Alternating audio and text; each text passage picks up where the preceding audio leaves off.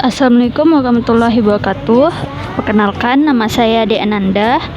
Saya dari kelas 2 APGMI dengan nomor NIM 12110018. Di sini saya akan melanjutkan materi dari Safira Salsabila. Karakteristik peserta didik dalam pendidikan Islam. Beberapa hal yang perlu dipahami mengenai karakteristik peserta didik adalah: yang pertama, peserta didik bukan miniatur orang dewasa. Ia mempunyai dunia sendiri sehingga metode belajar mengajar tidak boleh dilaksanakan dengan orang dewasa. Orang dewasa tidak patut mengeksploitasi dunia peserta didik dengan mematuhi segala aturan dan keinginannya, sehingga peserta didik kehilangan dunianya. Yang kedua, peserta didik memiliki kebutuhan dan menuntut untuk pemenuhan kebutuhan itu semaksimal mungkin. Kebutuhan individu menurut Abraham Maslow terdapat 5 kriteria kebutuhan dikelompokkan dalam 2 kategori, yaitu: yang pertama, kebutuhan tahap dasar yang disebut basic needs, yang meliputi kebutuhan fisik, rasa aman dan terjamin, cinta dan ikut memiliki sosial, dan harga diri. Dan selanjutnya, meta kebutuhan disebut dengan meta needs, meliputi apa saja yang terkandung dalam aktualisasi diri seperti keadilan, kebaikan, keindahan, keteraturan, kesatuan, dan lain sebagainya. Sekalipun demikian, masih ada kebutuhan lain yang tidak terjangkau. Kelima kriteria kebutuhan itu yaitu kebutuhan akan transendensi kepada Tuhan. Individu yang melakukan ibadah sesungguhnya tidak dapat dijelaskan dengan kelima kriteria kebutuhan tersebut, sebab akhir dari aktivitasnya hanyalah keikhlasan dan ridha Allah. Yang ketiga, peserta didik memiliki peradaban antara individu dengan individu yang lain, baik perbedaan yang disebabkan dari faktor endogen, fitrah, maupun eksogen, lingkungan, yang meliputi segi jasmani, inteligensi, sosial, bakat, minat, dan lingkungan yang mempengaruhinya. Peserta didik dipandang sebagai kesatuan sistem manusia, sesuai dengan hakikat manusia. Peserta didik sebagai makhluk monopolaris, maka pribadi peserta didik walaupun terdiri dari banyak segi merupakan satu kesatuan jiwa raga yang biasa disebut dengan cipta, rasa, dan karsa.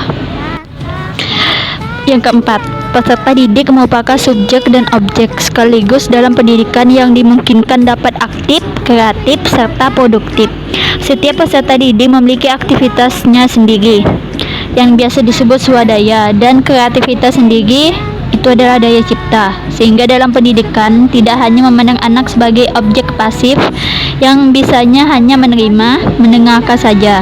Sebagai makhluk, anak didik mempunyai akal dan kecerdasan yang merupakan potensi dan kelebihan dibanding dengan makhluk-makhluk lain. Dengan sifatnya yang dinamis, aktif, kreatif, dan dengan kecerdasannya, seseorang anak didik memiliki bekal untuk menghadapi dan memecahkan masalah.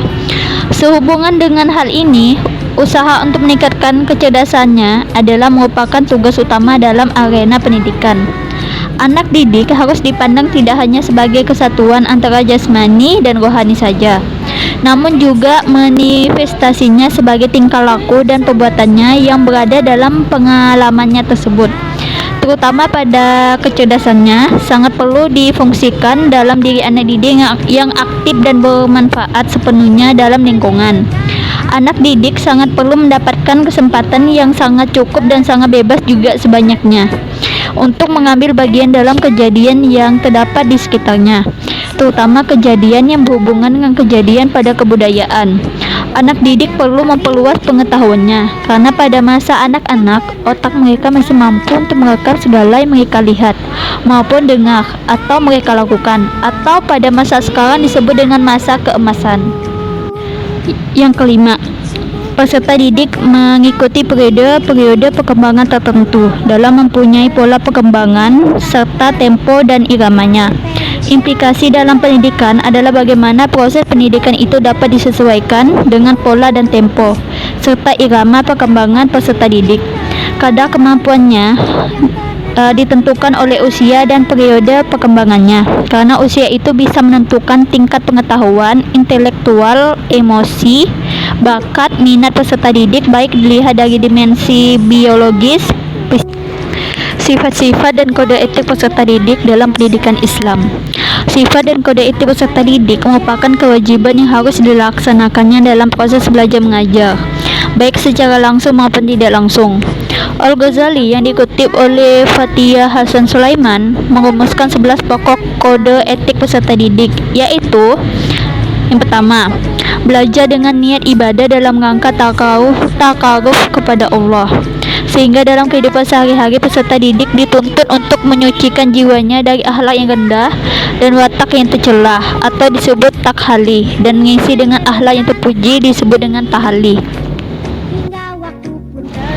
Yang kedua, mengurangi kecenderungan pada duniawi dibandingkan masalah ukhrawi. Dan yang ketiga, bersikap tawadu atau disebut dengan rendah hati dengan cara meninggalkan kepentingan pribadi untuk kepentingan pendidikannya.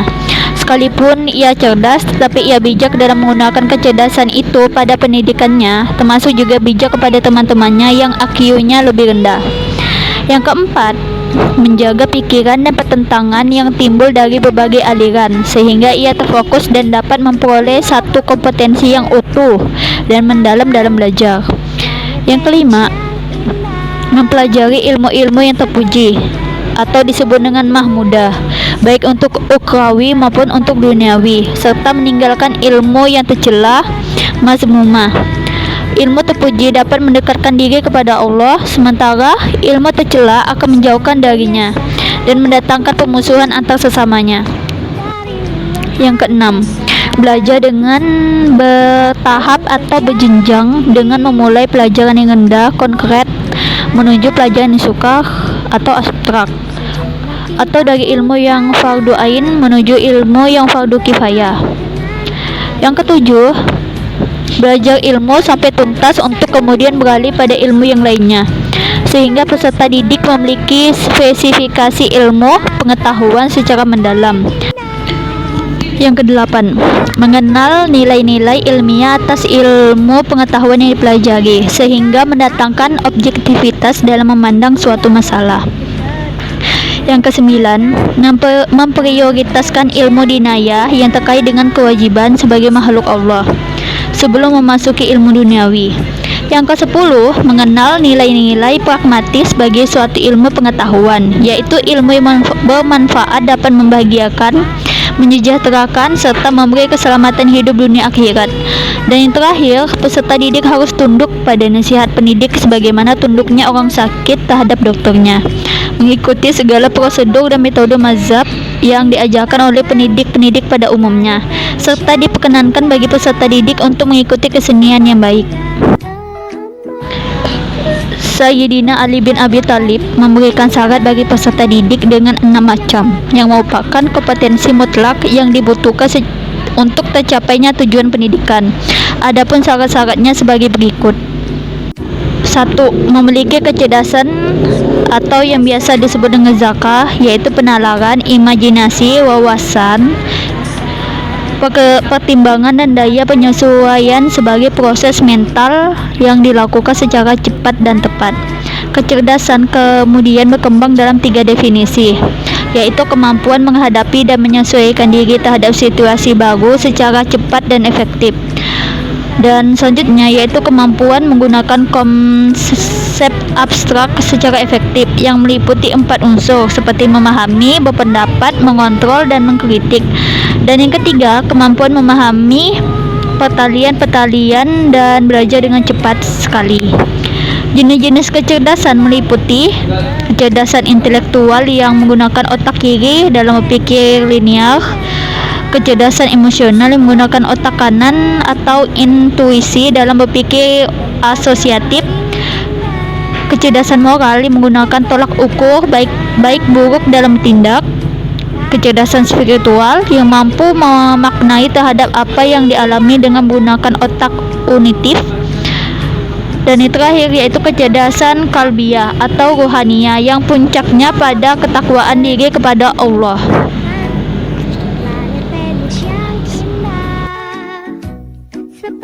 Yang kedua yaitu memiliki hasrat atau biasa disebut dengan hirsa, yaitu kemauan, gairah, moral, dan motivasi yang tinggi dalam mencari ilmu, serta tidak merasa puas terhadap ilmu yang diperolehnya.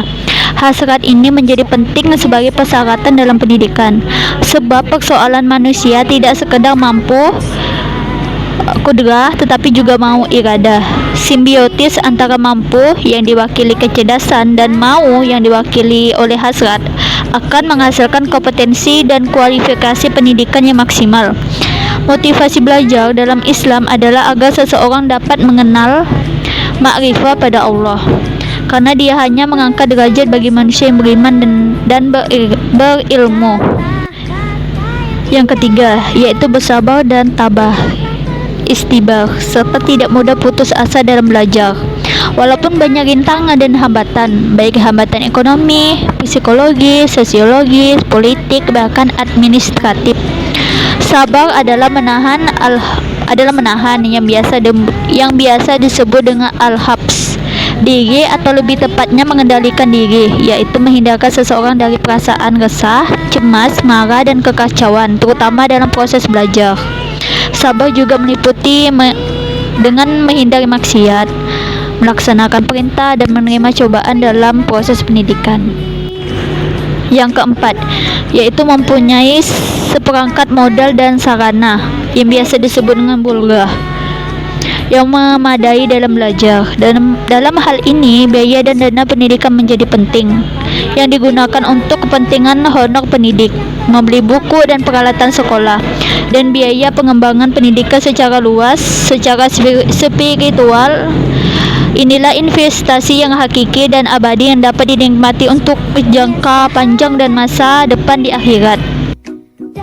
Yang kelima, adanya petunjuk pendidik atau biasa disebut dengan irsyad ustadz, sehingga tidak terjadi salah pengertian, atau biasa disebut dengan misunderstanding terhadap apa yang dipelajarinya.